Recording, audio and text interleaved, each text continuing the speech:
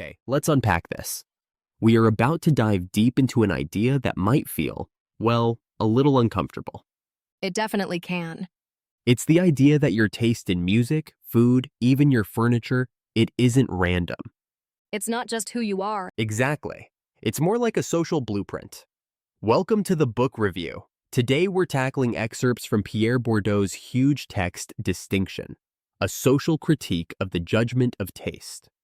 A foundational text, really. Right?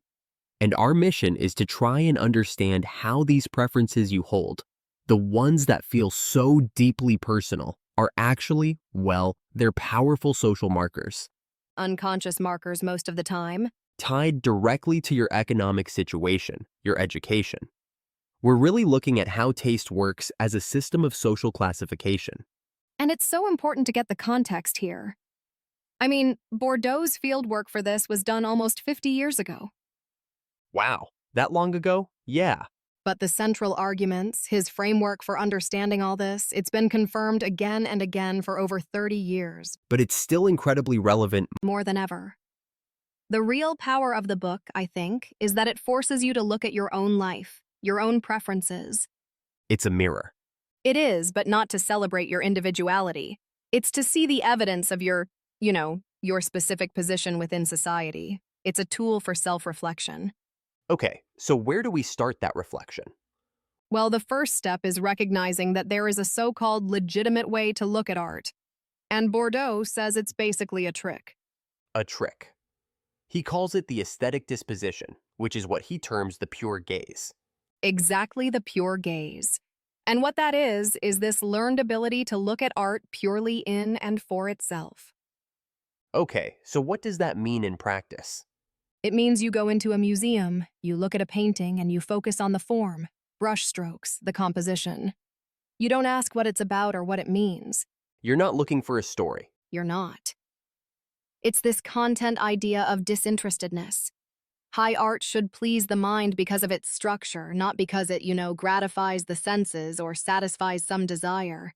So if I can stand in front of a totally abstract painting and get something out of it without needing to see a face or a landscape, that's not a natural gift.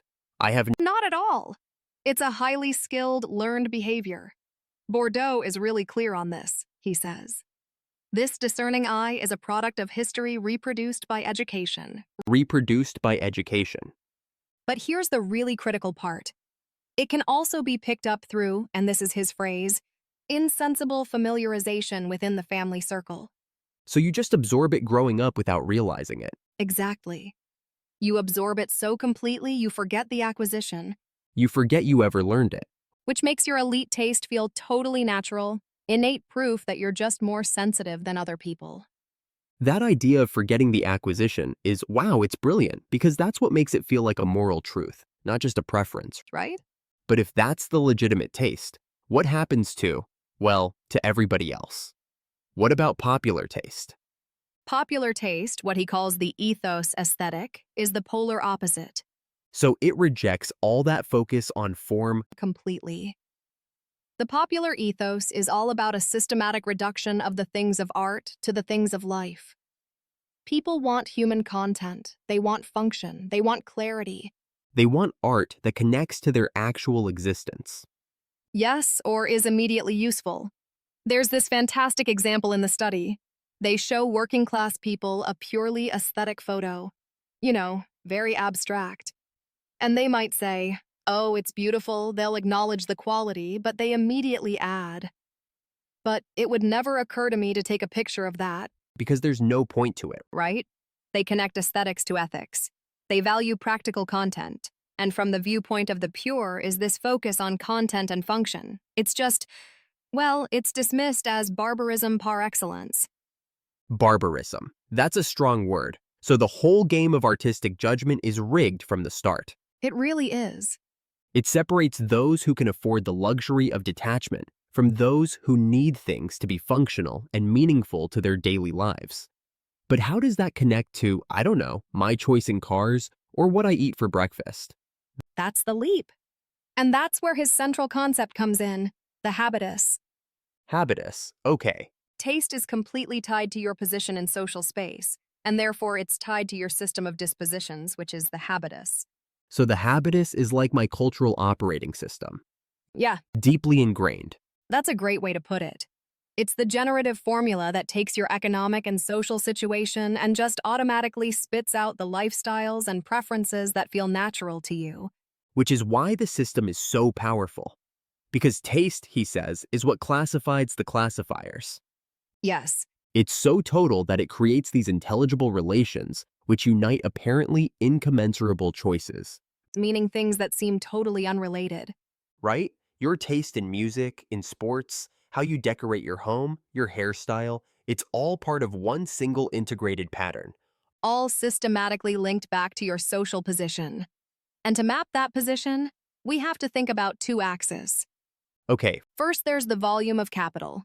That's just your total resources, economic capital, money, property, plus cultural capital. which is things like degrees, qualifications, legitimate knowledge. Exactly. Then the second axis is the composition of capital, The ratio between the two. the ratio. And this is where you start to see the different fractions of the dominant class. Okay, give me an example. Sure. Think of a successful, let's say, older industrialist. Their economic capital is huge, massive volume, Right? but their cultural capital might be lower. Maybe no advanced degrees, not very familiar with avant-garde art. Okay, I can picture that person. Now contrast them with, say, a university professor. Their economic capital is probably quite low. Definitely. But their cultural capital is extremely high. They have the PhD, the recognized knowledge. They occupy a similar high-volume space, but with a totally different composition. And those different compositions lead to completely different tastes. This is the whole tastes of luxury versus tastes of necessity idea. That's the fundamental opposition. Luxury tastes are defined by distance from necessity. You can choose based on whim or rarity or pure form because you don't have to worry about cost or survival. Whereas the tastes of necessity are the tastes that you know directly express the needs they come from. They value substance, economy, things that are robust. And there's that data point in the study that really drives this home about how stubborn the habitus is. The one about the foreman. Yeah, it says that even if their income is way higher than a skilled worker's, they still have consumption patterns that are closer to those popular values. Right? Their habitus doesn't just reset because they got a raise. The original conditions of learning are just that deep. Exactly. And you see this so clearly in the case studies. Let's start with food. The most basic necessity For the working class, the preferences for food that's filling and economical. So lots of bread, potatoes, fats, hearty food. hearty food. And the meal itself has this ethic of convivial indulgence. It's about generosity, quantity. It's free and easy, loud. Maybe the TV is on, Because the function is clear. We're here to have fun, and to get full. Now contrast that with the bourgeoisie. a completely different world, a theater of restraint. Totally. They are obsessed with eating with all due form. So a strict sequence of dishes, a certain rhythm, Pauses, restraint in how you talk, how you hold your body. It's all a performance of control. And on top of that, there's the new ethic of sobriety for the sake of slimness. valuing the aesthetic of the body over just, enjoying the food. The meal becomes a performance of detachment. It does. And moving from the plate to the playlist, you see the same thing with culture, especially music. Music is a fascinating one.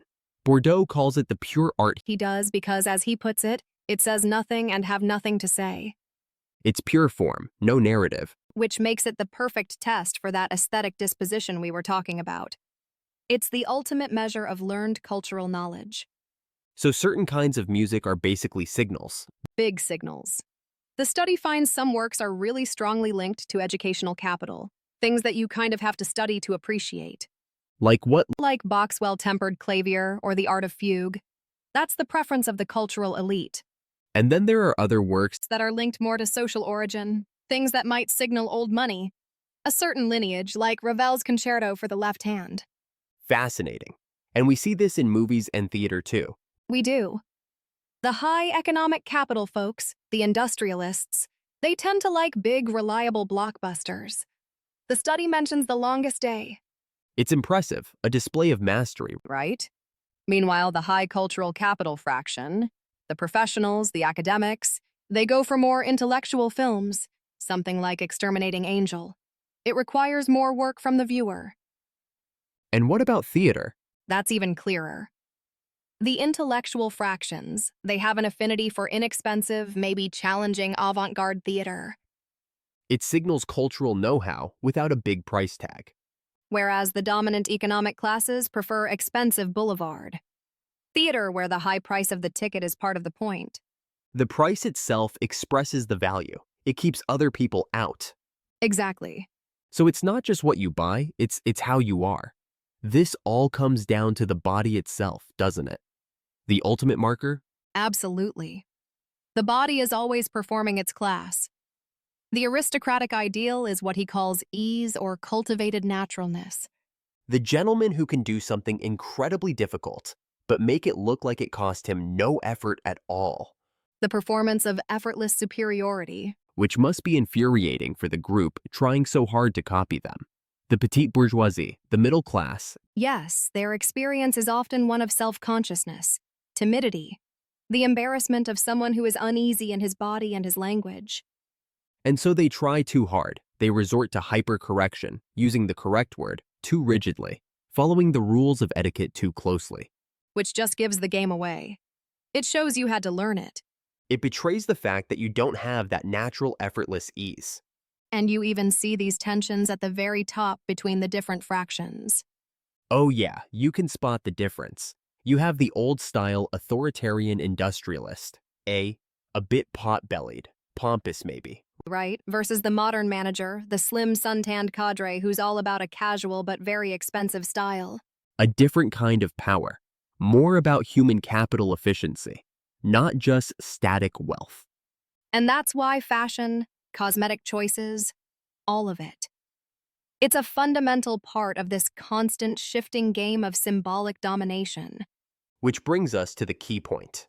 This system never ever stabilizes. It's not a fixed pyramid.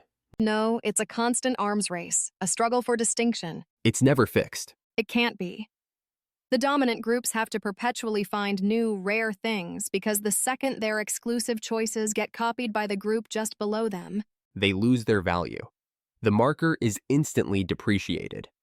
this is what drives the symbolic struggles. It's what leads to that visceral horror or disgust for objects or practices that have become common.